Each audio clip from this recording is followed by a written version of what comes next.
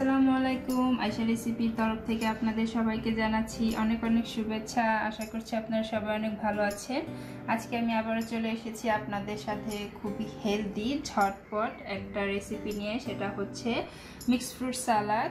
আশা করছি আমার রেসিপিটা আপনাদের ভালো লাগবে। আমি যে খুবই ইজি এবং হেলদি সালাদটা বানাবো, তার জন্য এখানে আমি দেখেন কয়েক পদের ফল নিয়েছি, কিউই, রকমেলন এবং আপেল। তো আমি এখন এগুলোকে একটা বাটির মধ্যে নিয়ে নিচ্ছি। আমি এখানে নিয়েছি 1 কাপ রকমেলন, 1 কাপ আপেল এবং 1 কাপ কিউই। সব আমি একটা বাটির মধ্যে ঢেলে নিচ্ছি। আর এই সালাদটা খুবই হেলদি এবং খুবই সহজ বানানো, খুব অল্প ঝামেলা ছাড়া এটা ঝটপট বানিয়ে খেতে পারেন। তো এখন আমি এখানে নেব ম্যাঙ্গো ফ্লেভারের। আমি প্রথমে এটাকে ভালো করে ঝাঁকিয়ে নিচ্ছি। এরপর এখানে লেমনটা দিয়ে দিচ্ছি।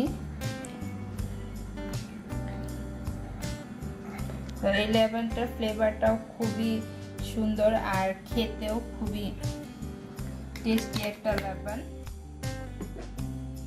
এর জন্য এটাই আমি দিয়েছি। এখন এখানে দিয়ে দিচ্ছি 2 টেবিল চামচ চিনি।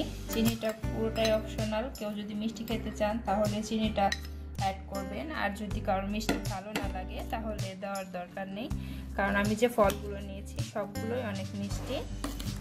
এখন এই সব কিছু এই লেমনের সাথে ফলগুলোকে ভালো করে মিক্স করে নিচ্ছি। খুবই অল্প সময়ে এটা হাতের কাছে যে ফলগুলো থাকে সেগুলো দিয়ে ঝটপট বানিয়ে